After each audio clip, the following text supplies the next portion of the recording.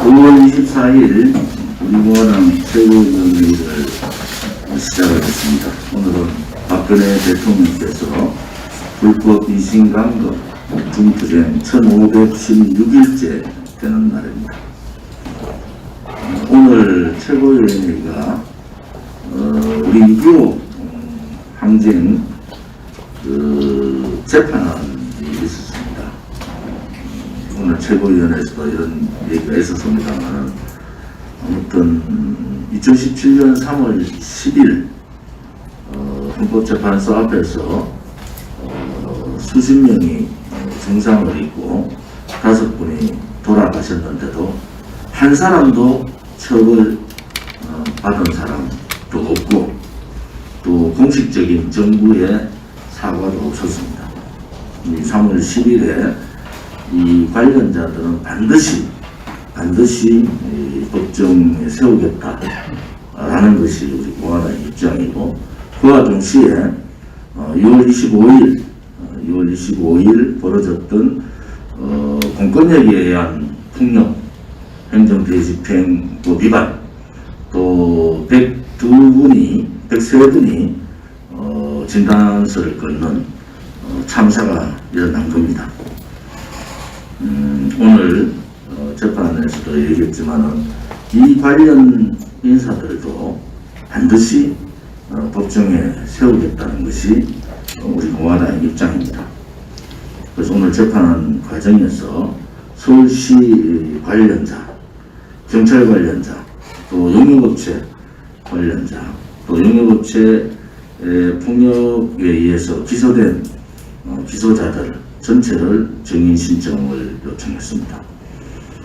진실을 밝힌다는, 또 실질적인 법 위반을 밝히겠다는 것이 우리 공화당의 입장이고, 그들을 반드시 책임을 묻겠다는 것이 우리 공화당의 입장입니다.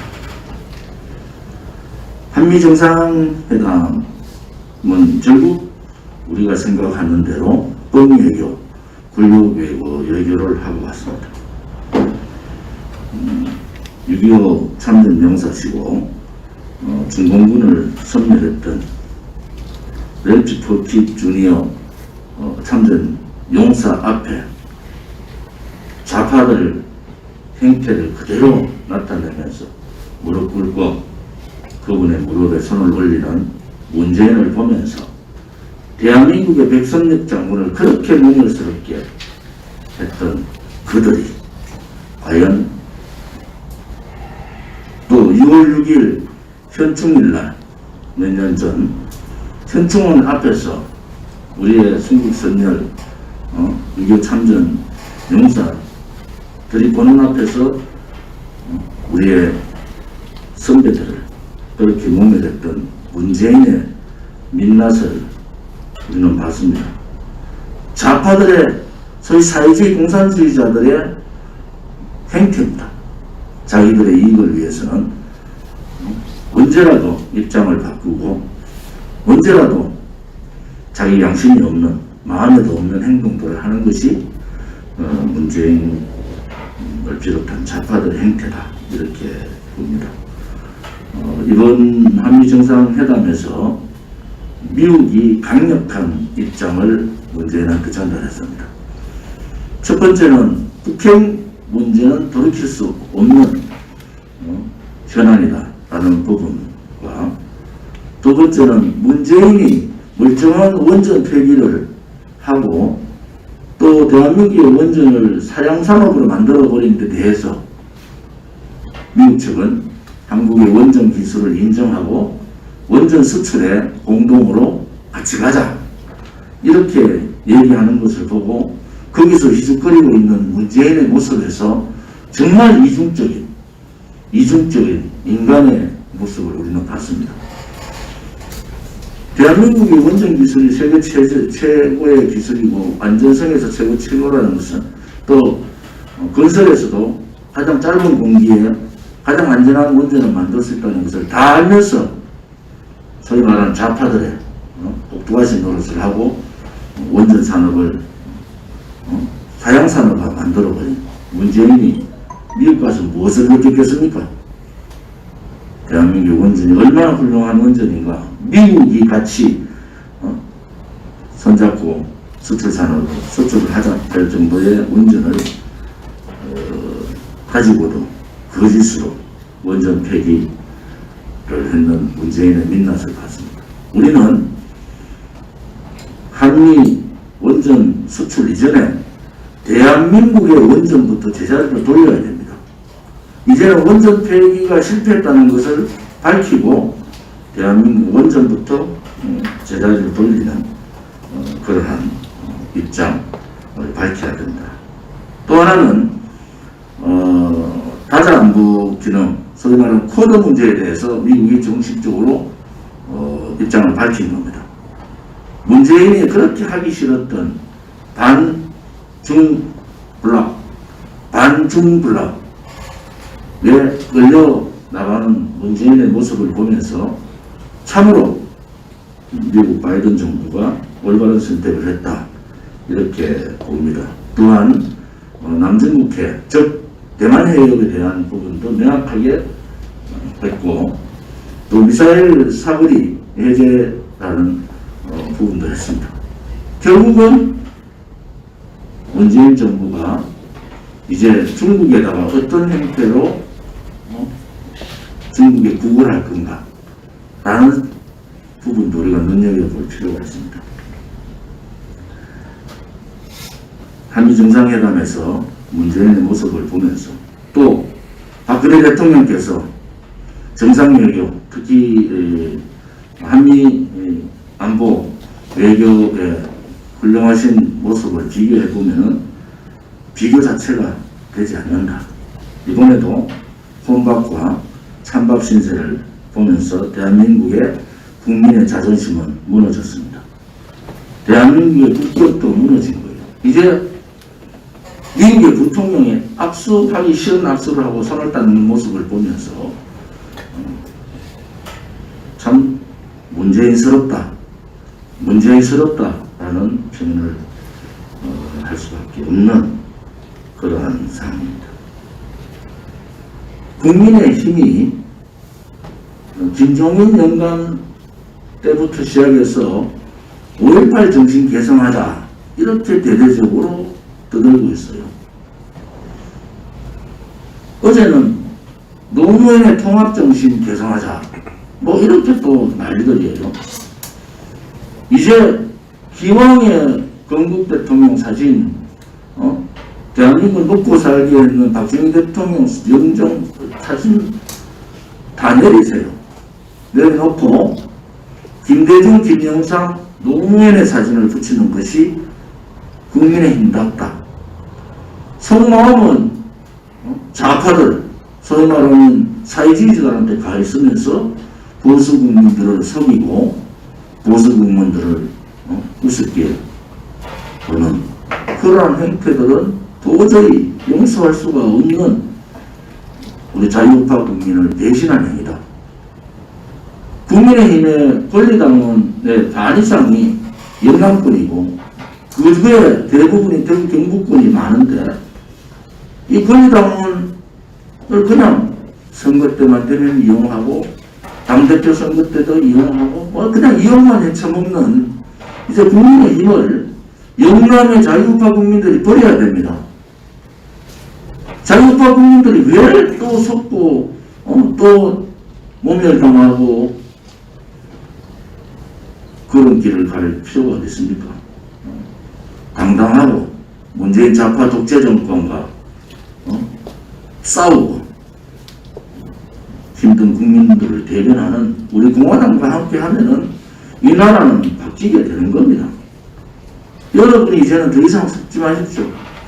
잘못 찍었다고 후회할 필요도 없어요. 지금부터라도 국민의힘이 잘못하면은 채찍을 들고 가르치다가 암만 해도 안 되면 버리는 겁니다.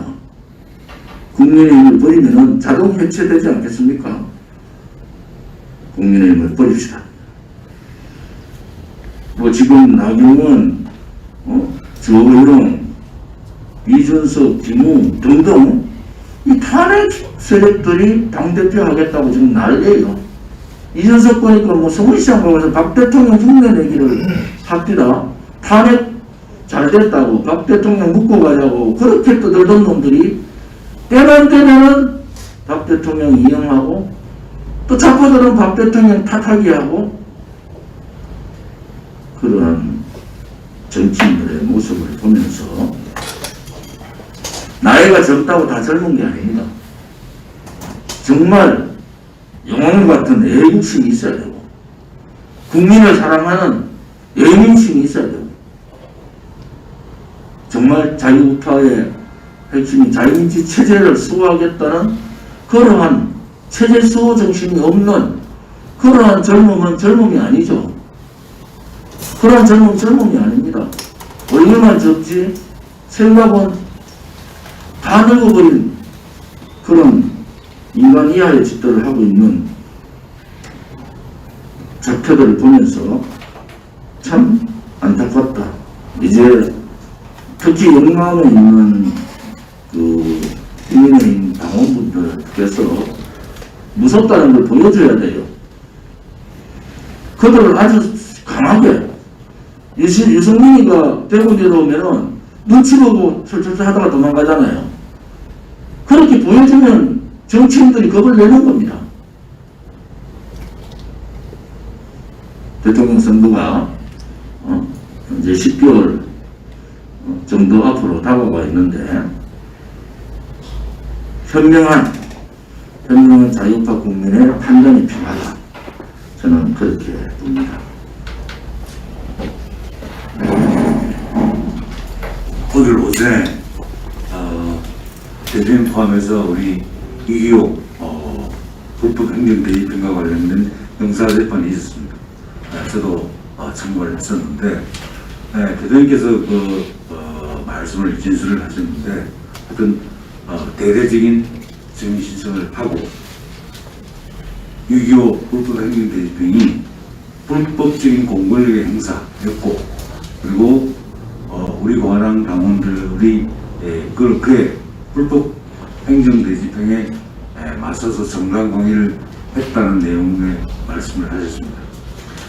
제가 느끼기에는 이제 자기들이 서울시나 우리 공화당을 고소했던 사람들이 이제 정말 잘못 건드렸구나. 정말 이러다가 진짜 공권력의 위법성이 제대로 밝혀지는 그런 계기가 되겠구나 하는 인식을 가질 수 있도록 우리 변호인 팀하고 법률 지원단에서 이 6.25 불법 행정 대집행이 위협한 공권력의 행사에 의한 정당 야당 탄압이었다. 그 과정에서 물리적으로 과도한 물리력을 행사해서 우리 당원들이 굉장히 많은 피해를 입었다. 그래서 이 관련된 당사자들을 전부 법적으로 책임을 묻겠다. 그런 입장을 가지고 이 사건과 관련된 재판을 진행했으면 좋겠다는 생각을 했습니다. 네, 어떻게 서울시장이 국민의힘 오세훈으로 바뀌었는데도 서울시장이 바뀌었는지 그냥 민주당 시장인지 알 수가 없어요. 오늘 같은 재판 또 3월 10일 날 그 오인의 의료원 죽음 또 우리 6.25 때 그 텐트 폭력 사태 이게 자유우파 국민들이 투쟁하고 소중한 그것이 표로 연결돼서 본인이 시장이 됐다는 생각을 조금이라도 한다면은 서울시장에 의해서 좀 적극적으로 그때 희생되고 또 상처받은 분들을 치유하는 그런 투쟁을 해야 되는데 오세훈 씨는 민주당 시장이에요. 지금 국민의힘 시장이에요. 이게 뭐 보수 시장이라는 생각을 전혀 할 수가 없다. 또 기가 막힌 거는 무슨 이준석이를 당대표로 지지한다는데 오세훈 씨 인식이 그런 수준이고 뭐 5.18 정신, 노무현 정신 등등 하는 그런 맥락에서 있는 국민의힘의 연장선상이라면은 큰일 났다는 생각이 들고 더더욱 그래가지고 우리 당이 지금 이 자유보수파의 흐름이라든지 그 정신을 더욱더 확장시키고 끌고 가는 주체가 되지 않으면 큰일 나겠다. 그래서 내년 대선도 얼마 안 남았잖아요, 사실. 얼마 안 남았으나 다다음 달 7월 21일이면 대통령 후보 예비 후보 등록도 하고 그러는데 제가 봐도 없어요, 우리 당 빼고는. 싸우고 만들고 잘잘못을 좀 이야기해서 진짜 보수당은 보수의 목소리를 내는 당이 없습니다. 우리 공화당 빼고는. 사실 현재 투쟁도 그렇게 하고 있고.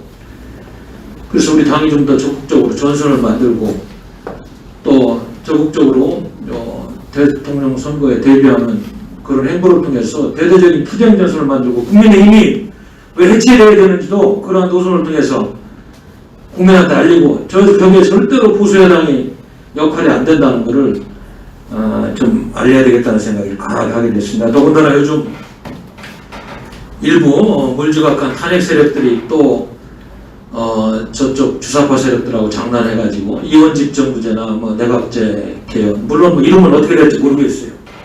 뭐 한꺼번에 좌파들이 다 주워 먹으려고 하는 게 아니고 전략적으로 뭐 일단은 이쪽 탄핵 세력들의 구미도 땡기면서 권력 나눠먹고 장관 몇 절 해주면서 사회주의 연방제는 직접 안 가겠지만은 중간 지점에서 뭐 이상한 헌법 만들어서 장난할 확률이 많고 이런 거 보면 이런 거를 우리 당밖에 할 데가 없어요. 아무리 봐도 제가 여기저기 하는 사람들 이야기 들어보고 좀 보면은 제대로 그걸 지금 하는 청파나 단체가 없다. 그래서 더욱더 우리와 비슷한 생각을 가지고 이런 잘못된 보수파의 흐름을 저지하고 새로운 흐름을 만드는 우리 당이 주도하지 않으면 큰일 나겠구나. 실질적으로 시간도 없더라고 보니까 이런 생각을 하면서 우리가 좀 더 많은 고민을 해야 되겠다 이런 말씀을 드리겠습니다.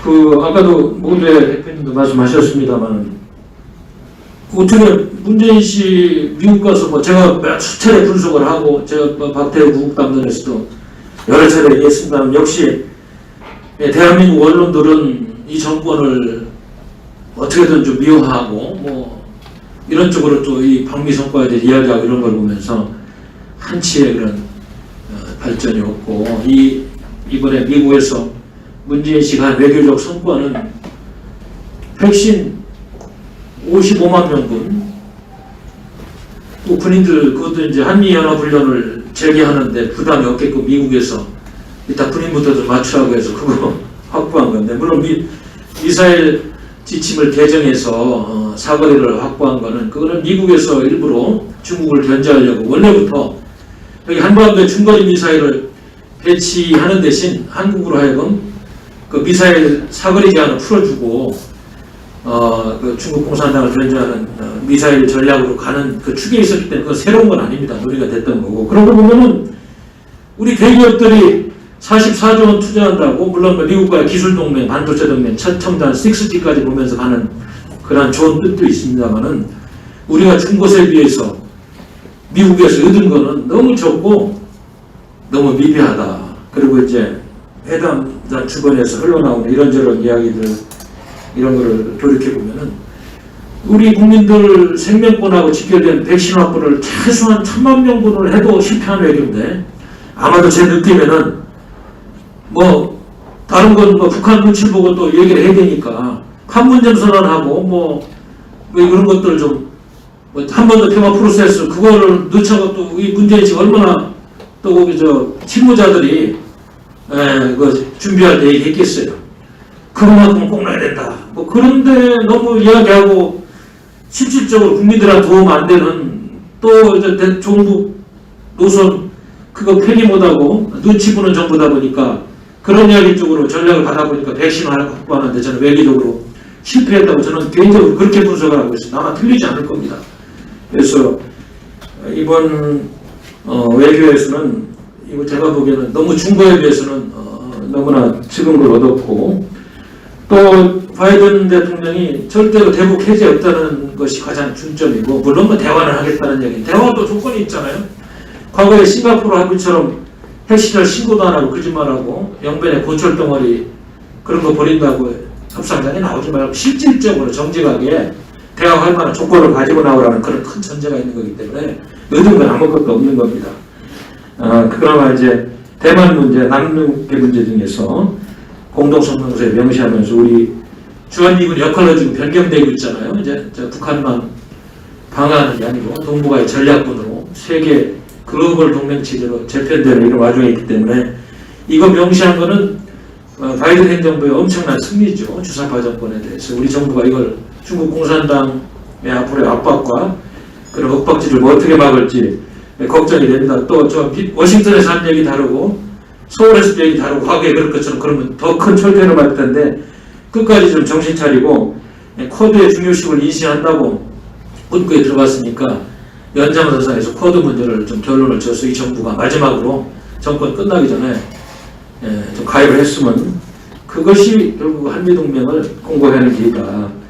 전시작전 통제권 문제 분명히 이번에도 통보받았잖아요. 조건이 안 되니까 최소한 몇 년 걸린다고 하는데 그런 이야기 이제 서울 국방장관 정치성 있는 정치군이 되지 말고 어떻게든지 한미연합훈련 미국이 하자고 할 때 재개해서 연합 방위력 확보하고 북한의 핵 미사일 견제하는 그 MD 체제 이런 거에 대해서 준다고 할 때 받아가지고 열심히 우리 대한민국 국익을 확보하는 그런 정권이 돼야 되겠다. 물론 이런 얘기 하면서도 저는 큰 기대는 없습니다. 지난 4년 동안 너무 많은 스트레스를 받고 이 정권이 하는 걸 보니까 말 다르고 행동 다른 걸 봐가지고 걱정을 하면서도 아무튼 워낙 큰 이야기를 하고 와서 어떤지 좀 지켜봐야겠다는 생각을 합니다. 하여튼 우리 당은 지속적으로 모니터링하고 비판하고 그러면서 국익을 확보하는 데 역할을 해야 될 것 같습니다. 감사합니다.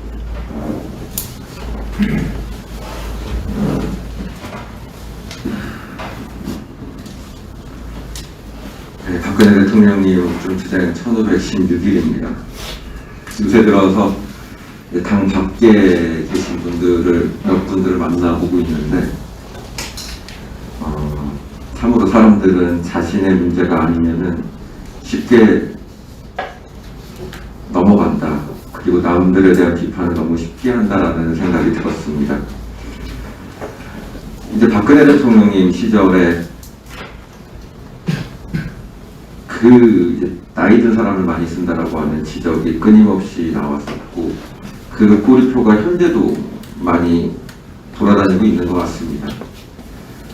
근데 지금 국민의힘의 상황을 보면 젊다라는 것이 얼마나 불안정한 것인지 그리고 젊음이 얼마나 이기적으로 될 수 있는지를 대표적으로 보여주는 거라고 생각을 합니다. 박근혜 대통령님 비서로 이준석이 있었다고 한다면, 김웅이 있었다면, 조수진이 있었다면 과연 어떤 일이 일어났을까? 제2, 제3의 김무성, 유승민 같은 이들이 됐을 것은 불보듯이 뻔합니다. 박정희 대통령님 때 박 대통령님을 안전하게 보좌를 했었고 안정감을 가져주신 김기춘 비서실장님을 실장으로 임명을 하는 것은 당연한 행보였습니다. 그리고 절대 그 사람을 평가를 할 때는 능력을 보고 평가를 해야지, 그리고 그 사람이 걸어온 길을 가지고 평가를 해야지 그 사람의 나이가 걸림돌이 되어서는 안 된다고 생각을 합니다. 박근혜 대통령님께서 대통령직을 수행하는 동안도 참 외로운 투쟁을 했구나. 저렇게 주변에 아군이 없는 상황에서 다들 나 친박이야 하고 언론에만 나올 줄 알았지, 진정으로 정권의 승리를 위해서 박정희 대통령님께서 이루어낸 것, 그리고 박근혜 대통령님께서 앞으로 이루어내야 할 것에 대한 고민 없이 자신들의 이득만을 위해 대통령님 주변에 있었던 싸구려 정치인들, 정치꾼들을 생각을 하면 우리 당이 해나가야 할 길이 앞으로도 많이 남았구나라는 생각이 듭니다. 이제 공식적으로 한미 정상회담이 끝났습니다. 몇 가지 사안만 언급을 하겠습니다. 백신 수합을 하겠다고 며칠 전부터 계속 이제 뉴스에 나오더라고요. 저는 개인적으로 이 말이 무슨 말인지를 못 알아들었습니다. 국내에는 백신이 없는데 어떻게 백신을 수합을 한다는 걸까?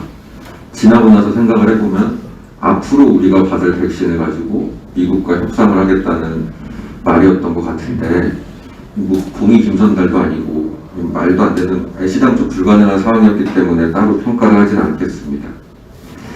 문재인 씨가 이번에 방미를 하면서 모더나와 삼성 바이오로직스가 기술 협약을 맺기로 했다고 합니다. 바이오 약품을 만드는 과정은 크게 보면 두 가지입니다.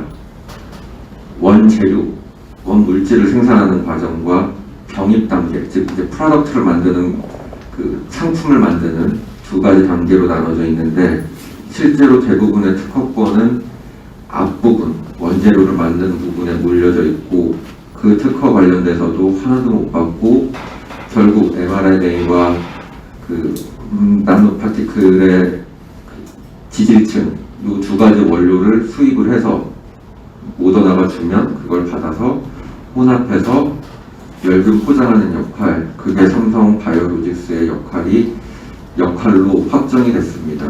실제로 그 미국 백악관에서 냈던 팩트시트를 보면 한국과 미국의 역할이 명확하게 드러나 있고, 그게 미국이 현재 한국을 보는 시선입니다. 미국은 기술 개발을 하고 특허를 최대한 제공을 한다. 한국은 열심히 물건을 잘 만들어서 생산량 확대를 한다. 이게 백신을 대하는 한미 간의 협약의 내용이었습니다. 마지막으로 정말 이번 정상회담을 보면서 우리나라가 저런 사람이 대통령이라는 게 굉장히 신기했습니다. 아직까지도 대통령직을 유지하고 있다는데, 사실 그렇습니다. 외교에서 어느 한 편을 강하게 드는 것은 사실 위험성이 있죠. 근데 우리나라는 지나치게 북한 때문에 중국에 굉장히 정도된 모습을 보였고, 실제로 많은 민주당의 정치인들이 중국과 직간접적으로 연결이 돼 있음은 우리가 모두 짐작을 하고 있습니다. 근데 미국에 가서 미얀마, 대만, 남중국해 이 세 개를 다 건드리고 왔습니다. 이거는 트럼프 대통령 때도 이 세 문제는 건드리지 않았던 것이고, 이거 한 번 하루 더 있었으면 신장 위구르하고 티벳 문제까지도 얘기했을 것 같습니다.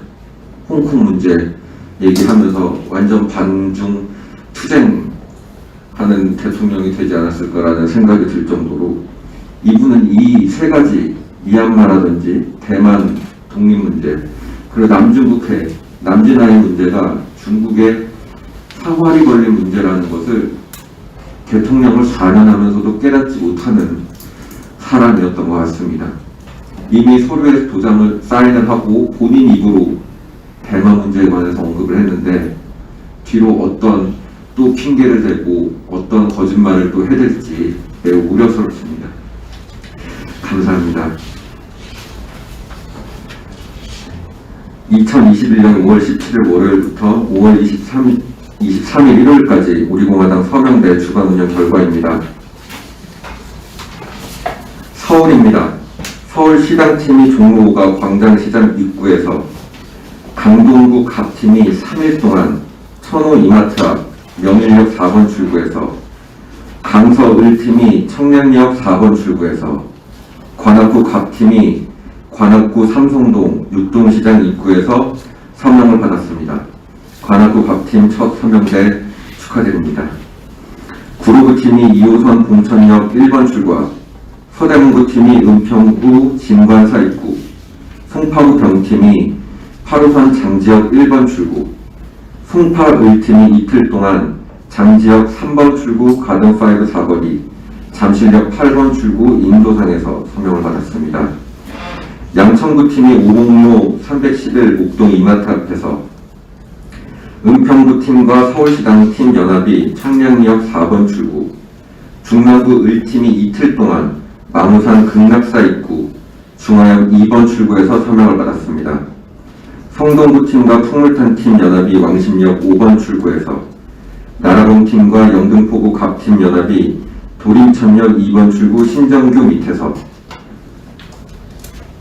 나라봉팀과 영등포구 갑팀, 춘천시 철원군, 화천군, 양구군 갑, 양천구팀 연합이 강남 봉은사에서 서명을 받았습니다.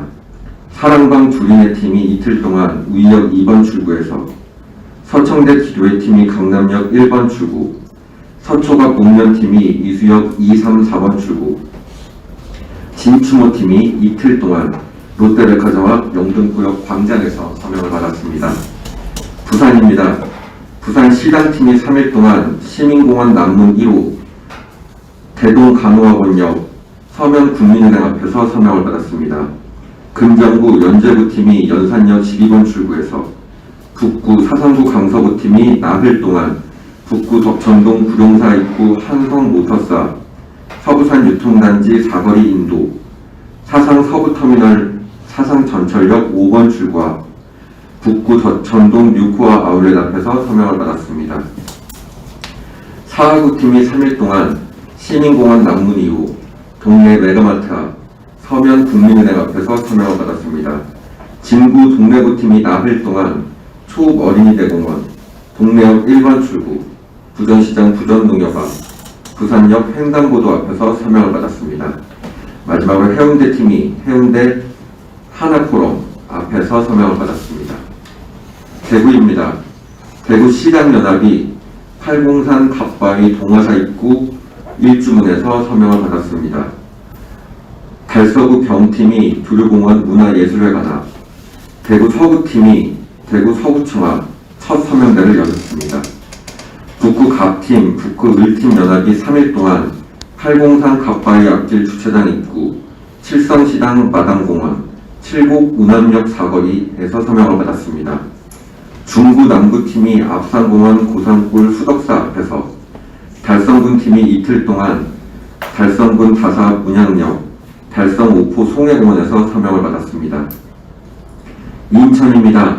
계양구 갑팀이 계산역 6번 출구 앞, 동구 미추홀 갑팀이 동인천역 4번 출구, 서구갑 서구을연합이 서구청역 4번 출구 기업은행 앞, 서청대 기도회 팀이 이틀 동안 인천 강화 성모도 보문사 입구 소래포구역 열차박물관 앞에서 서명을 받았습니다.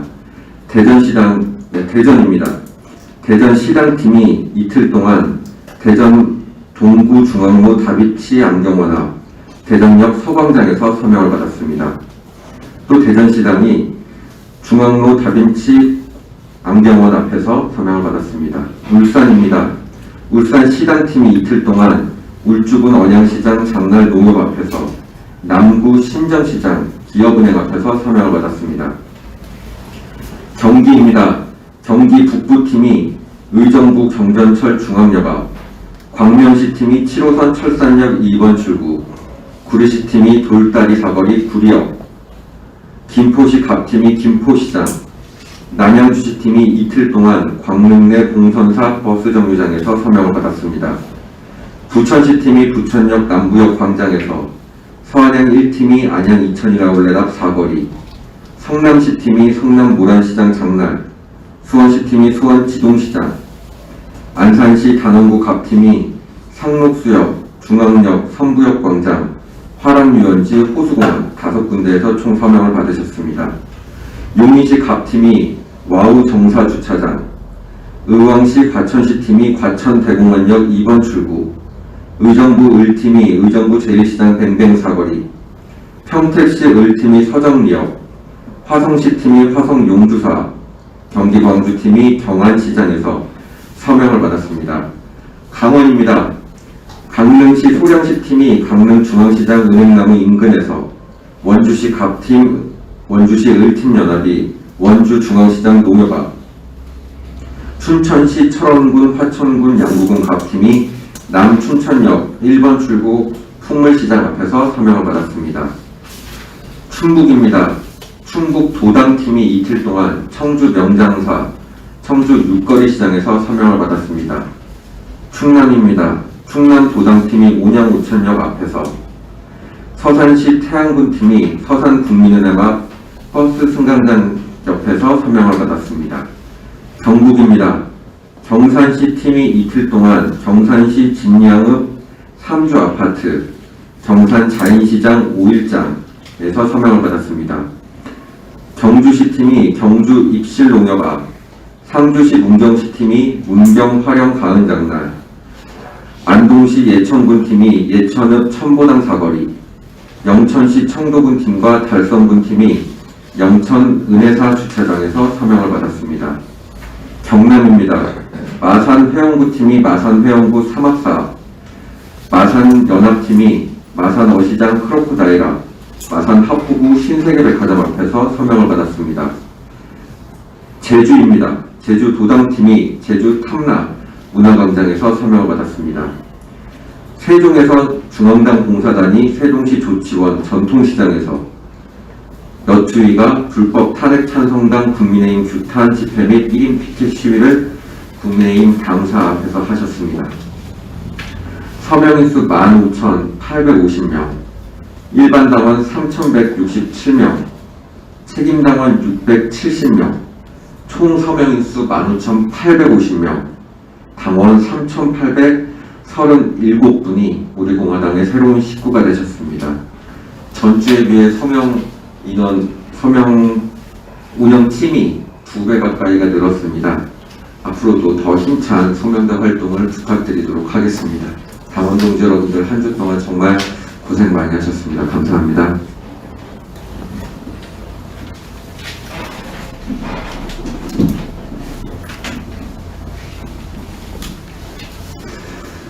네, 안녕하세요. 네, 당원 동지 여러분, 한 주 동안 또 이렇게 뵙게 됐습니다.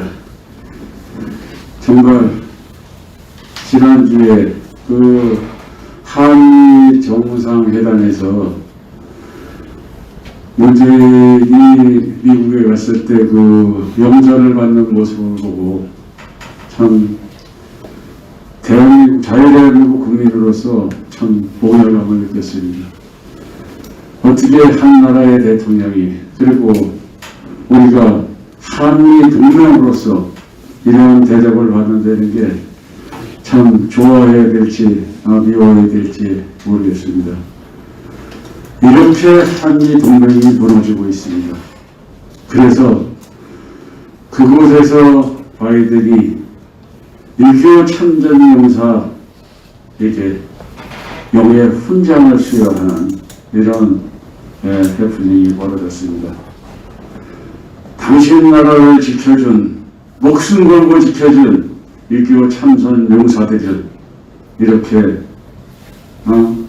무시하고 북한의 김정은과 손을 잡으려는 이런 행동에 철퇴를 친 것입니다. 정말 우리 자유대한민국을 저 개인과 우리 공화당만이 지켜야 되는 것인지 우리 5,400만 국민들에게 묻고 싶습니다. 이제는 하다 못해서 입법기관에서 강원도 특별자치도시를 만든다고 합니다. 그것이 고성군에 특별자치구를 만들어 북한과 왕래를 하며 고성 군수를 누구를 뽑겠습니까? 북한 사람들이 내려와서 군수를 하고 이런 도시를 만들려고 하는 것이 아닙니다. 한쪽에 서서히 전멸을 하고 있는 것입니다. 무너지고 있는 것입니다. 그런데도 사법, 행정, 입법기관에서 가만히 지켜만 보고 있습니다. 대한민국 공무원 여러분들, 네, 정말 그냥 가만히 있어서는 안 됩니다. 지금 만약에 고성군의 국민이 35,000명이라면 북한 쪽에 있는 고성군은 7만 명입니다. 그렇다면 누가 군수가 되겠습니까? 그래서 고성 군수 사무실에 미국기가 걸려야 되겠습니까? 대한민국 태국기가 걸려야 되겠습니까? 이런 지금 아무런 시대에 있습니다. 이제는 눈을 똑바로 뜨고 문재인 좌파 독재 정권의 행태를 우리가 보아왔습니다. 이제 지켜야 합니다. 그리고 그것뿐만이 아닙니다. 강원도 최문순 지사는 지금 중국문을 꿈꾸며 중국 차이나타운이나 중국의 문화, 중국의 모든 것을 갖다가 지금 춘천과 홍천 사이하고 정동진 양양군에 이미 지역을 선정해 놨습니다. 그렇다면 이것은 강원도를 중국에 팔아먹는 내국노입니다. 내국 행위인 것입니다. 그래서 이번 5월 29일 우리 공화당이 최문순 도지사 사퇴와 문재인 척결 투쟁에 나서겠습니다. 우리 공화당 당원 동지 여러분뿐만이 아니라 춘천 시민 여러분도 함께 동참해 주시어 자유대한민국을 지키는 투쟁하는 정말 문재인을 끌어낼 수 있는 이런 동력을 한번 마련해 봤으면 좋겠습니다. 5월 29일 남춘천역 앞에서 1시에 우리 공화당이 거의 총궐기 대회를 하고 있습니다. 그때 많은 동지분들과 춘천 시민들의 동참을 부탁드립니다. 우리 공화당은 앞으로 문재인 정권 1년 채 남지도 않았습니다. 끝까지 투쟁하고 우리 박근혜 대통령님 무죄 석방을 위해서 총력 투쟁하겠습니다. 네, 감사합니다.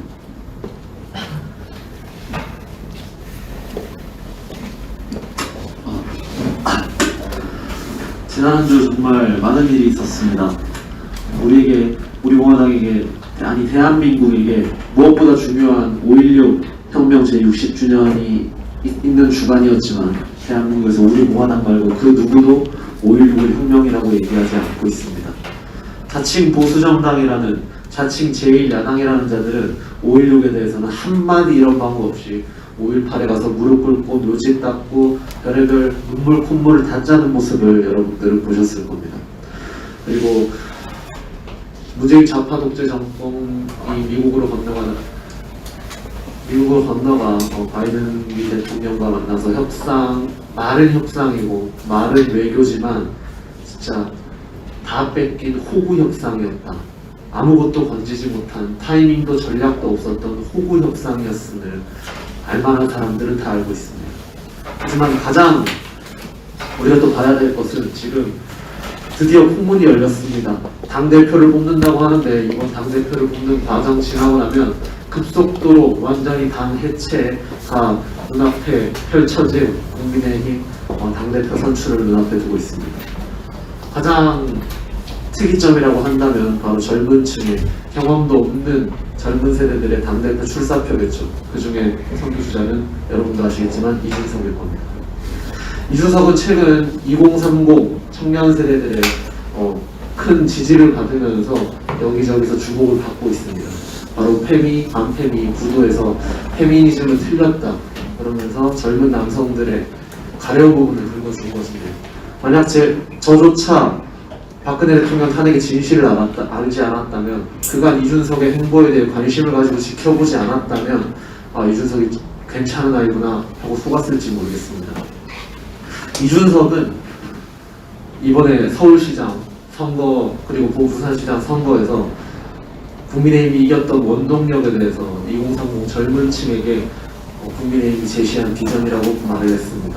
그리고 그 나대는, 자기가 그렇게까지 지금 언론에 나오고 목소리를 높이고 소위 말해 나대는 이유가, 만약에 자신이 나서지 않았다면 어르신들이 나와서 자유세력의 승리다, 태극기가 이겼다라는 이런 정신승리 틀딱소리 하는 게 듣기 싫어서 자기가 나왔다고 합니다. 정말 미친 작자가 아닌가 싶습니다. 이준석은 이런 말을 한 적이 있습니다. 모 유튜브에 나와서 자기는 정치를 중재하고 설득하며 대안과 비전을 제시하는 것이라고 했습니다. 이준석이 말하는 중재하고 설득하는 정치가 어른들은 틀딱이라고 매도하고 자유세력, 태극기라고 얘기하는 어른들은 무조건 틀렸다고 매도하는 것이 바로 중재와 설득입니까? 그분들은 대한민국의 기성세대, 대한민국의 이준석이 말하는 어르신들은 대한민국이라는 나라를 지키고 발전시켜온 이 나라의 구국세대들이로 이 나라를 발전시켜온 중추세대들이었습니다. 감사하고 배워야 할 세대들. 이렇게 얘기합니다. 영남이 보수를 망쳤다.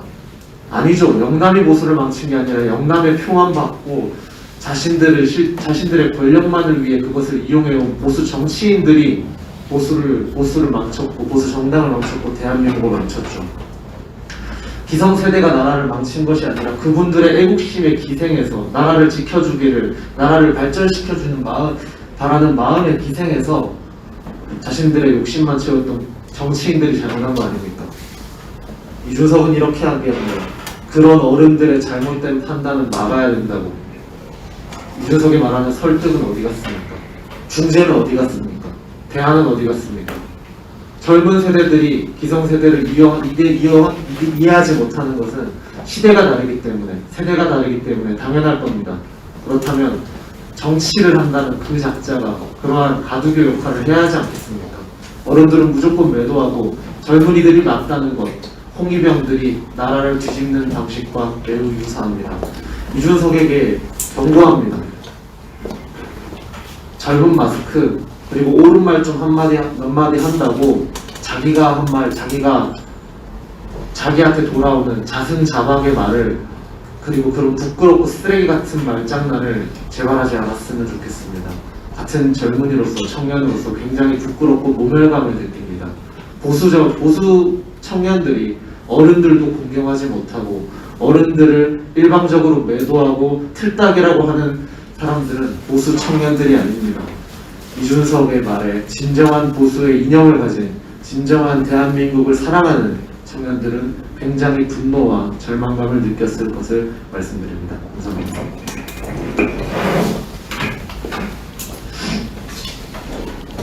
네, 반갑습니다. 지난주 토요일 경남도당에서는 진주시에서 기자회견을 하였습니다. 그래서 진주에 있는 서명대를 제가 방문을 했었는데요. 중앙시장 서명대를 가보았습니다. 그런데 우리의 서명대 바로 맞은편에서 국가보안법 폐지, 그리고 한미동맹 파결하 기자회견을 하면서 시민들에게 서명을 받고 있었습니다. 채 20살 정도밖에 안 되어 보이는 앳된 아이들이 평화 이야기를 하면서 국보법 폐지하도록 도와주세요. 한미동맹 없애도록 여러분 도와주세요. 이렇게 이야기를 하는 것을 보고 정말 분노를 넘어서 절망에 가까운 상실감을 솔직히 느꼈습니다. 최근 청와대 게시판에도 국보법 폐지하라는 청원이 올라와서 참 가슴 아픔을 느끼는데, 국회에서까지 발의를 준비 중이라고 하니까 본격적으로 또다시 이런 움직임이 시작되려나 봅니다. 과거 현직 대통령으로서는 최초로 2004년 노무현이 국보법 폐지를 주장했었고, 이후 2005년, 2007년 상정을 시도했지만 다 불발로 끝났습니다. 2004년 당시 박근혜 한나라당 대표는 국보법 폐지는 친북활동의 합법화이다. 자유민주주의와 시장경제를 지키는 마지막 안전장치인 국보법을 폐지하는 것을 반드시 막아내겠다라고 말씀하셨고 또 막아내셨습니다. 그렇게 지켜온 국보법이 지금 2021년 벼랑 끝에 서 있습니다. 좌파들이 꾸준히 위헌법률 심판 제청을 해온 찬양 고무죄는 2015년까지 합법 결정이 꾸준히 나왔지만 최근 들어서 위헌법률 심판 제청이 또 늘면서 현재 대한민국의 사법 체계로는 합법 결정을 보장받기 힘든 상황까지 이르렀고, 2004년 노무현 정부 당시에도 국보법 위반 사건 중에 70%가 기소되었지만 지금 현재 2021년 문재인 정권 하에서는 국보법 위반 사건 중 단 17%만이 기소가 되고 있습니다. 좌파 시민단체들이 온라인과 오프라인에서 여론몰이를 하고 있고, 또 국회에서는 주사파 의원들이 줄줄이 발의를 하고, 그런데 제1야당이라는 이 작자들이 여태 우리에게 보여준 무능함과 그리고 실망감을 생각을 하면 이번에도 무사히 넘어갈 수 있을지, 국보법을 지켜낼 수 있을지 걱정부터 앞섭니다. 어쩌면 호남 사랑의 증표로 먼저 알아서 자발적으로 적극적으로 통과시켜줄지도 모르겠다라는 두려운 생각이 들기도 합니다. 어물전 망신은 꼴뚜기가 시키고요. 보수파 망신은 국민의힘이 다 시키고 있습니다. 우르르 우르르 광주에 갔다. 우르르 우르르 김해에 갔다. 이대남이 표가 된다고 싶으니까 이준석한테 쪼르르 달려갔다. 중도가 표가 된다 싶으니까 윤석열한테 쪼르르 갔다. 이념도 정체성도 없는 국민의힘은 마치 정조관념 없는 문란한 안악처럼 여기저기 정치 사생활만 낳고 있습니다. 지금 대한민국을 보십시오. 대한민국의 대통령이라는 작자가 원정 기술을 담은 USB를 북한에 넘겨주고 있습니다. 국가 중요시설을 파괴하기를 시도한 이석기가 양심수라는 이름으로 불리고 있습니다. 김일성의 회고록까지 출판되고 있는 세상입니다. 그리고 여당 국회의원이라는 작자는 한미정상회담의 결과를 중국에게 보고해야 한다 라고 주장을 하는 상황입니다. 그들은 국보법을 깡그리 무시하고 국보법이 없어야 되는 세상이라고 생각하겠지만 지금 이럴 때일수록 국보법은 더 강화되어야 되고 보완되어야 한다. 저는 그렇게 생각을 합니다. 우리 공화당은 체제 수교의 중요한 수단인 국보법 폐지를 가능하게 막을 것이고요. 그것이 우리 국민의 또 사명이다 이렇게 생각이 듭니다. 저는 지난 한 주 정말 노이로제에 걸리는 줄 알았는데요.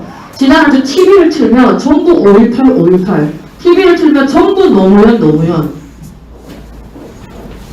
평범한 국민 한 사람으로서 정말 노이로제 걸려 죽는 줄 알았습니다. 지금 길거리에서 가장 많이 볼 수 있는 것이 사람 사는 세상이라는 현수막입니다. 사람 사는 세상 아닙니다. 사람 잡는 세상입니다. 노무현이 키워준 문재인이 사람 잡는 세상을 만들었습니다. 우리 공화당은 끝까지 저항할 것입니다. 이상입니다.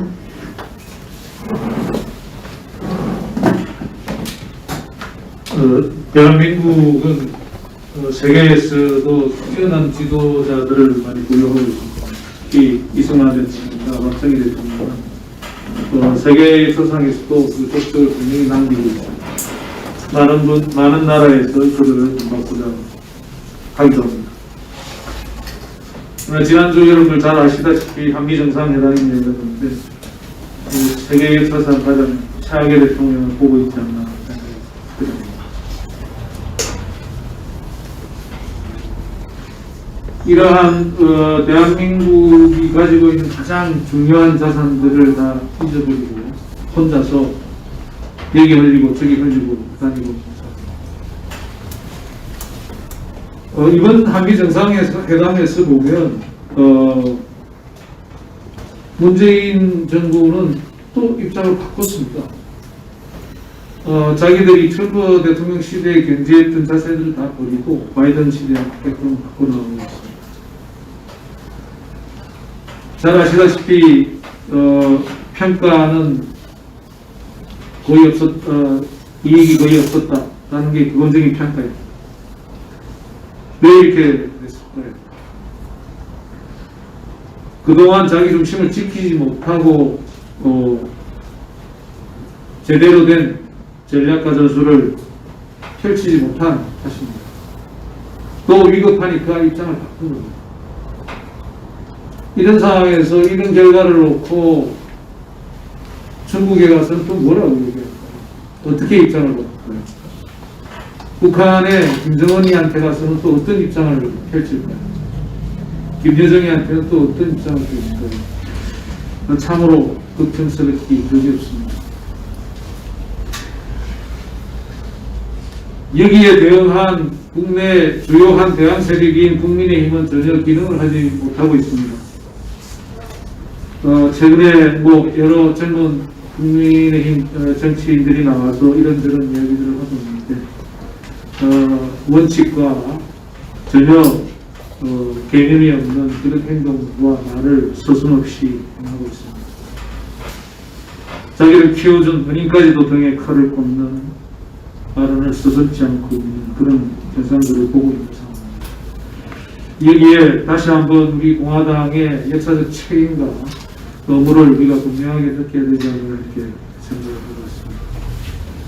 향후 대선이 10개월 정도 남아있는데 우리 공화당은 이러한 역사적 책임과 의무를 가지고 오늘서 박근혜 대통령님께서 언제 나오시든지 항상 준비가 되어 있는 대선을 만들어야 되지 않나 생각합니다. 그래서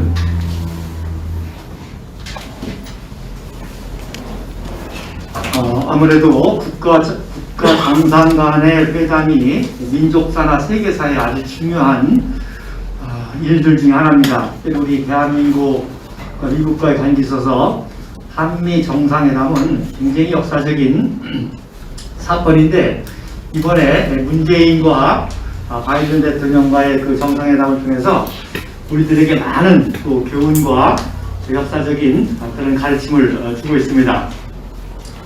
한마디로 말해서 37분간 통역 없이 식사를 했다는 것은 고문입니다. 고문. 여러분들은 경험이 없을지 모르겠지만 저는 처음에 선교지에 가서 말이 안 통하는데 30분 동안 밥 먹는다는 것은 소화가 안 되고 고문입니다. 특별히 크랩 케이크를 먹었다고 또 좌파에서는 또 굉장히 띄우는데, 이 크랩 케이크라고 하는 뜻은 좋은 의미가 하나도 없습니다. 우리 청년들이 많이 쓰는 용어 중에 하나가 뭐 잘 안 되면 성기를 의미하는 뭐 됐다라고 하잖아요. 그게 바로 크랩입니다. 크랩 됐다. 또 얼간이다. 주변에서 어성거리는 사람이다. 그게 이제 크랩 케이크의 의미고요. 더 중요한 거는 37분 동안 끊임없이 밥을 먹었다는 거는, 이거는 고문을 당했다는 그런 뜻입니다. 그런데도 이런 역사적인 맥락을 모르고 또 좌파들은 굉장히 언론에서 선동을 하죠. 한미 동맹이 정말 중요한데, 아마 여러분도 처음 들으실지 모르겠습니다. 이승만 대통령이 1949년 10월 2일 날, 즉 중공이 공산화되고 또 남한에서는 강태무 효무원 2개 대대가 막 월북하고 그런 위기 상황에 이승만 대통령이 트루먼 대통령에게 편지를 보냈습니다. 뭐 하자고? 한미 상호 방위 조약을 맺자고. 그리고 그 당시 불안해하는 국민들에게 내가 트루먼 대통령에게 한미 상호 방위 조약을 맺자고 서신을 보냈다라고 발표를 했습니다. 왜? 중국이 막 공산화되고 남한에서는 막 여순 반란 사건이 일어나고 심지어 이게 대대가 막 월북하고 이러는 상황에서 이미 49년도에 그런 서신을 냈는데 트루먼 대통령이야 그냥 넘어가죠. 결국에 이제 6.25 동란을 통해서 아이젠하워 대통령과 한미 상호 방어 조약을 맺었습니다. 마지막으로 세 번째로 우리 조원주 대표님께서 우리 춘천 이 집회는 이미 2달 전에 계획한 겁니다. 정말 선견지명이 있게 춘천 집회를 계획해놨는데 차오나 타운이 반대된다고 하는, 검토한다는 것 때문에 일부 또 취소하고 어디 대구나 어디 쪽으로 해야 되느냐라는 의견이 있었음에도 불구하고 춘천의 여러 가지 중요성을 가지고 그대로 진행했는데, 이번에 또 절묘하게 이게 또 맞아 떨어졌습니다. 그래서 지금 미국 역사상 가장 수치스러운 게 중공군에게 패한 겁니다. 미군은 역사상 패한 적이 없었고 특별히 후퇴한 적도 없었습니다. 그런데 청천강에서부터 서부전선에서 미군이 중공군에게 그 최첨단 무기를 가지고 2차 세계대전에 승리한 그 미군이 청천강에서부터 박살이 나고, 또 세계 최강이라고 하는 해병 제1사단이 동부전선에서 철수해서 하는 유명한 잔지로 전투. 그래서 미국 사람들이 역사상 가장 수치스럽게 생각하는 게 중공군과의 이 패전인데, 그래서 어떻게 해서든지 그걸 극복해보려고 하고 있고, 그래서 지난번 대선 방문 때는 장진호를 보여줬는데 말을 안 들으니까 이번에는 아예 퍼켓 그 대령 앞에서 무릎 꿇게 하는 그런 퍼포먼스까지 보여줄 정도로 미국이 얼마만큼 이 중공군에 대한 패배를 서력하려고 하는지 우리가 알면서, 이런 때에 유일하게 중공군을 박살낸 부대가 제6사단입니다.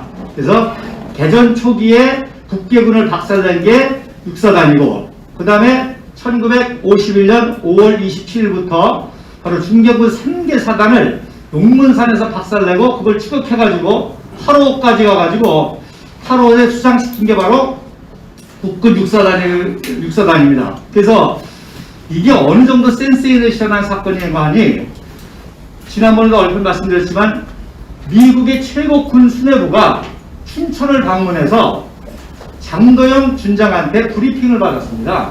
그래서 그 당시 장도영 준장이 28세, 28살 그 별 하나 장군인데 그 장도영 장군 브리핑하는데 잔디밭에 미군 군 수뇌부가 젠킨스 구군단장 그리고 리키에이 이행군 사령관, 오마르 브래들리 육군 원수 미 합참의장, 콜린스 미 육군 참모총장, 벤프리트 미 8군 사령관, 앞줄에 앉은 별만 20개입니다. 그리고 뒤에 참모들까지 아마 30개 별 앞에서 브리핑을 받을 정도로 이게 엄청난 사건입니다. 그래서 이러한 놀라운 위대한 역사를 가지고 있는 것이 바로 춘천이고 또 이 정신을 계승해서 이 종북자파와 마지막 이 공사주에 싸우는 세력이 우리 조원진 대표님과 우리 공화당의 당원 동지라는 것입니다. 그래서 마지막으로 이 육사단이 이렇게 승리할 수밖에 없는 이유가 있습니다. 우연이 아닙니다. 바로 첫째로 이 육사단이 가장 사상무장이 잘된 부대였습니다. 아까도 말씀드린 것처럼 원래 8연대는 그 강태무와 허무원이 있던 8연대는 육사단 소속이었는데 이놈들이 넘어간 거예요. 춘천 지키라고 거기 보냈더니 넘어간 거예요. 그래서 육사단을 철저히 사상무장을 시켜가지고 다시 춘천을 지키게 한 겁니다. 그래서 그 당시에 최첨당 장비인 에만을 최초로 지급받아가지고 철저히 훈련을 받은 게 바로 육사단입니다. 그리고 놀라운 것은 김종호 대령이 그동안에 국지전이 많이 일어났는데 전면전을 일으킬 것을 다 예상하고 김종호 대령이 사단장인데 그 전면전에 대비해서 요소에 전략을 다 구사하고 작전을 구사하고 해서 했다는 겁니다. 그래서 단순한 국지전이 아니라 전면전으로 침투할 수 있다는 걸 미리 예측하고 예배했기 때문에 그래서 춘천지구에서 북계군 2군단을 이렇게 섬멸할 수 있을 정도로 그랬습니다. 그래서 결론적으로 오늘날 이 아주 대한민국의 역사와 우파의 가치 철저히 사상 무장된 게 우리 공화당이다. 둘째, 우리는 그동안 태극기 집회를 통해서 철저한 투쟁훈련과 조직적인 훈련, 또 서명들을 해왔다. 그리고 무엇보다도 우리 조원진 대표님께서 삼선위원 때 이미 그 탄핵 때부터 우리나라가 종북자파에게 넘어가면 이런 사태가 올 줄 알고 과감하게 나오셔서 우리 태국 국민들과 함께 우리 공화당을 창당했고 지금까지 왔다는 것입니다. 그래서 우리 공화당만이 오늘날 이런 사태를 미리 준비해서 대비했고 또 태극기 집회와 서명대와 그런 걸 통해서 철저히 지금 훈련돼 가고 있고 그리고 무엇보다도 대한민국의 이 건국 이승만 대통령 정말 상상이 안 되는 신분입니다. 아까도 말씀하신 1949년 10월 2일 날 한미 상호 방위 조약을 맺자고 트루먼에게 편지 보낼 정도의 어떤 그런 리더십 그리고 박정희 대통령의 혁명정신과 한강의 기적 그리고 박근혜 대통령의 자유평화통일 이 계보를 이어갈 우리 조원진 대표님과 우리 당 공화당만이 이러한 역사의 사명을 감당할 수 있다는 이걸 다시금 자부심을 깨닫고 누누이 말씀드리지만 작은 애국심 버리고 지금 우리끼리 뭐 몇 마디 모아가지고 잔소리했다고 싸우고 뭐 이럴 때가 아니라 말입니다. 그래서 다시금 당력에 총집중하고 또 집회에 집중하고 서명대에 집중하고 사사로운 애국심 버리고 별거 아닌 거 가지고 다투고 싸우고 여기에 시간 낭비 정력 낭비 할 새가 없습니다. 그렇게 해서 이번 춘천 집회가 새로운 놀라운 우리 당과 또 우리 역사와 또 우파에게 전환점이 되는 그런 일이 됐기를 간절히 바랍니다. 감사합니다.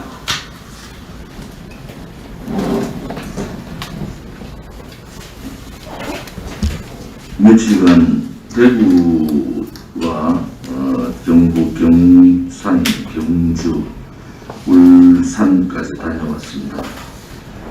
현장에서 공화당 동지들의 정말 피눈물 나는 서명대 투쟁을 보면서 당대표로서 다시 한번 무거운 책임감을 느낍니다. 서명이 15,000명이 참 오랜만에 늘었어요.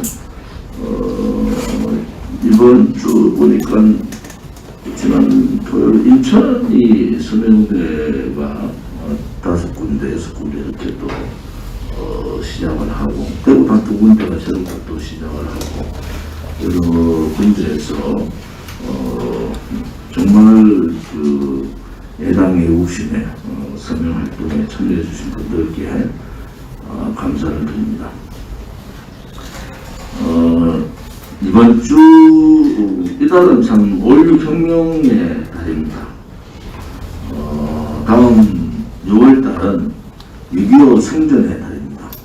6.25 생전의 달. 그래서 5.16 혁명의 달 마지막 주 이번 주에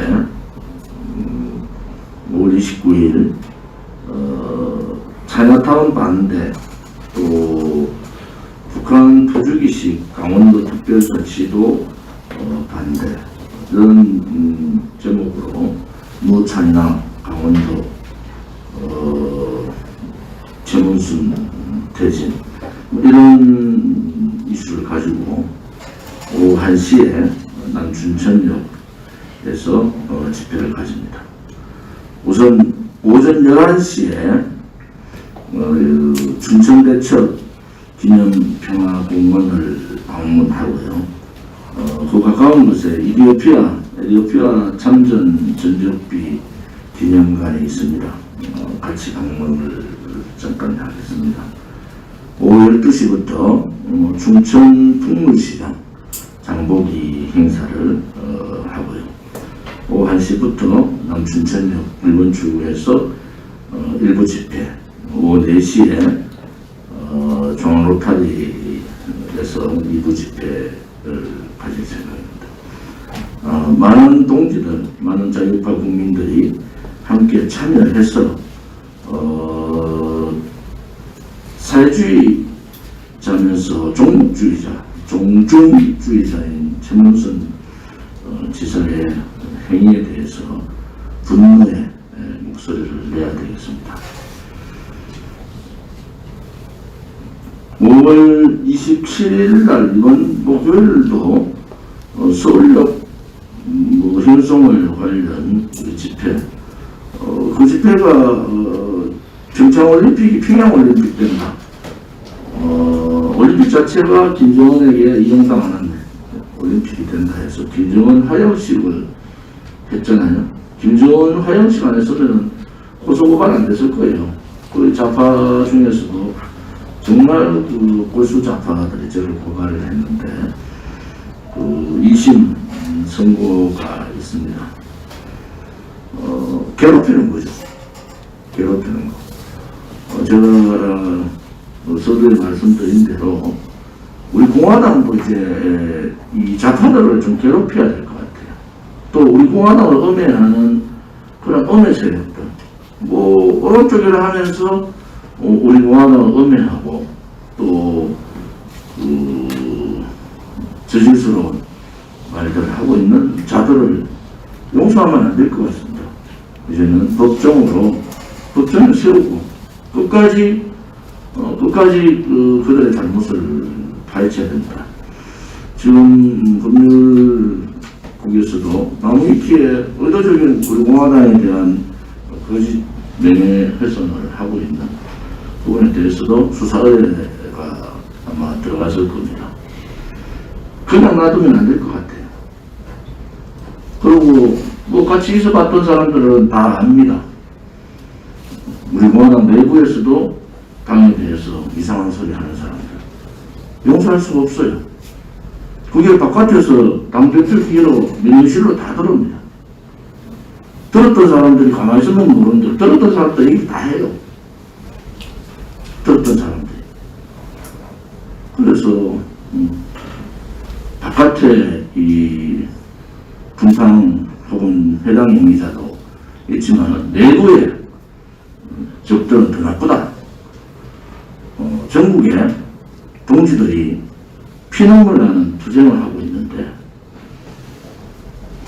그 동지들을 배신하는 거다. 저는 그렇게 봅니다. 아무튼 우리 공화당이 4년차 들어가면서 많이 커졌습니다. 또 단단해졌어요. 많이 커지고 단단해지고 지금 대선 관련해서 아마 6월 달에 대선 관련 기본적인 시스템 준비는 다 할 겁니다. 뭐 우리 공화당답게 대통령 선거도 치룰 생각입니다. 국민들한테 진실을 알리고 지난 대통령 선거 때 사실은 뭐 당선되기 위해서 나간 게 아니지 않습니까? 전국을 다니면서 정말 한 사람의 국민이라도 탄핵이 거짓이고 불법이다, 위헌이다, 또 박근혜 대통령은 죄가 없다.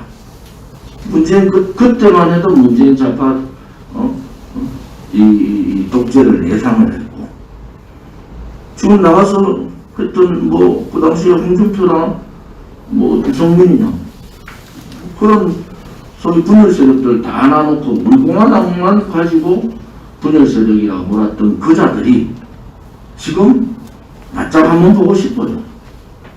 박근혜 대통령 탄핵 반대한다고 광화문부터 서울역까지 가득 메우고 그때 박근혜 대통령 팔이하던 그 자들이 요즘은 돈팔이로 다 바뀌어서 돈팔이로 이제는 정체성도 없어요.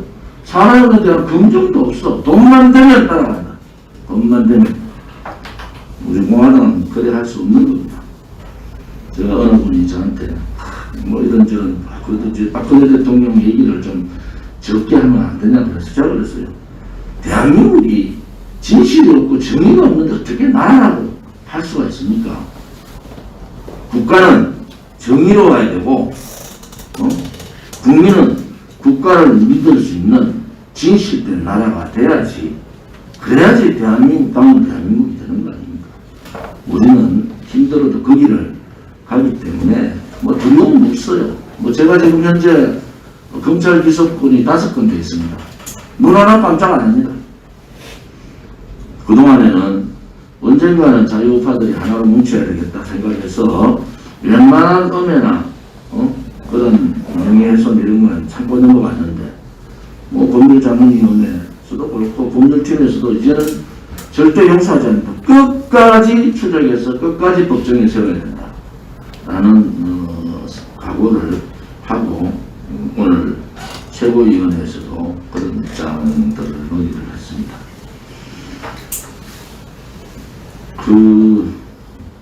제가 장날 오늘 최고위원회에서 논의된 게 정부 5일장을 A, B, C 등급으로 좀 나눠서 그 A 등급부터 제가 직접 방문하고 뭐 실질적으로 유세하는 식으로 하겠습니다. 정부 또 그 팀들이 구성이 되고 그 팀들이 5일장 큰 5일장 또 나눠서 또 중간 정도 5일장들도 지도부들이 나눠서 서명운동, 절단지 돌리기, 또 대국민 홍보, 박근혜 대통령의 즉각적인 무죄 석방, 뭐 이런 거 지금은 여러분들 당당하게 얘기하셔야 돼요. 5.16 혁명 이달 5월달 5.16 혁명의 날, 5.16은 혁명이었고 구국의 혁명이었고 성공한 혁명이고 대한민국의 위대한 혁명이다. 이렇게 얘기하듯이 박근혜 대통령은 죄가 없다. 박근혜 대통령은 죄가 없다. 지금 문재인 정권은 뇌물 한 푼 받지 않은 전 세계의 지도자 중에서 뇌물 한 푼 받지 않은 분이 가장 오랜 동안 인신감금 정치 보복 당하고 있다. 이렇게 하셔야 됩니다. 그랬더니 뭐 좌파 언론에서 조은진 말이 틀렸다. 이런데 다른 사람들은 감옥에 있는데 뇌물 갖고 감옥에 있는 거예요. 그거하고 비교를 하지 마란 말이에요. 돈 한 푼 받지 않은 분이 4년 2개월째 감옥에 있는 거는 전 세계에 유일하게 박근혜 대통령 한 분밖에 없습니다. 유일하게. 이 부분에 대해서도 이제 당당하게 얘기하셔야 됩니다. 이것은 가장 악질적인 정치 보복이다. 가장 악질적인. 이제 국민들이 분노해야 됩니다. 아니 여성 대통령이 죄 없는 대통령, 박근혜 대통령이 죄 없다는 거 이제 이 부역했던 언론들도 슬슬 나와요. 뭐 탄핵이 잘못됐다는 둥 뭐라고 어쩌고 해놨는데 자기 원죄들을 벗어나지 못한다. 근데 우리가 가는 길은 뭐냐? 역사의 진실을 얘기하는 겁니다. 박근혜 대통령의 이 탄핵의 진실을 밝히지 않았느냐? 박정희 대통령의 역사나 그 위에 우파의 역사는 다 죽는 겁니다. 그러니까 지금 중도가 아니고 정말 좀스러운 정당도 있잖아요. 좀스러운. 저 부끄러워 죽겠어요. 저도 같이 그 당에 10년간 있고 국회의원 같이 있는 사람들도 많잖아요. 하는 행위들 보면 부끄러워 죽겠어. 어떻게 국회의원이라는 작자들이 저렇게 용기가 없고 국가관도 없고 대한민국의 정체성에 대한 확신도 없고 그런 부분에 대해서 공화당이 확연하게 다르다는 것을 우리는 알아야 돼요. 확연하게 다르다. 기존에 있던 기존 정당하고 우리 공화당은 확연하게 다른 정당이다. 그전에 우리 공화당이 100년 정당, 집권 정당, 대통령을 만들어내는 그러한 정당을 저는 확신하는 겁니다. 좀 동지들이 집회할 때는 집회를 통해서 동력이 모아지고 투쟁력도 세지고 단결도 되고 이런데 집회가 이제 대규모 집회가 못하는데 우리 요 근래 집회 한 세 번 이렇게 집회를 평가해 보면은 정말 집회다운 집회를 하는 겁니다. 보시면 알아요. 근데 뭐 법위반하지 않고 우리는 나름대로의 집회 행태를 취해서 합니다. 중립회의 수칙도 잘 지켜야 된다. 우리가 참 알아야 될 게요. K방역이 무너진 거는 맞습니다. 그리고 백신 수급은 국가를 자살로 몰고 간 거예요. 백신 수급 실패는. 이 백신 수급 실패가 국가 자살로 되는 가장 큰 국정농단. 여러분들 제 얘기 잘 해도 이것이 다음에 법정으로 올라갑니다. 백신 수급이 결정적으로 실패했기 때문에 대한민국 6개월 혹은 더 1년간 대한민국의 위대한 이 정말 잘 되어 있는 의료 시스템을 이용하지 못하고 활용하지 못하고 자영업자를 사지로 몰고 가는 이 죄는 IMF의 김영삼의 국가 부도의 죄보다 훨씬 더 큰 죄입니다. 이것이 분명히 국정농단 사건으로 분명히 법정에 세워야 됩니다. 우리 공화당은 이 부분을 반드시 이 국가 자살로 몰고 간 외국 행위자들에 대해서 법정에 세워서 진실을 밝히는 그런 역할을 해야 되겠습니다. 또 하나는 유튜브 우리 선생님들께 고맙다는 말씀을 드리는 게 제가 가는 곳마다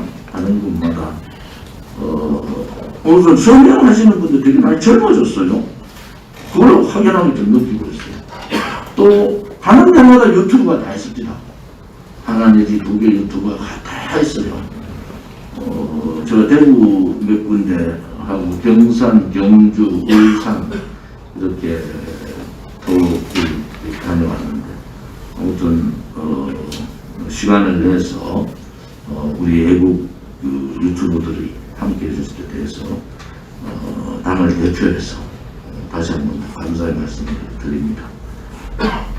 기자에게 회의를 전환하겠습니다. 3시 45분에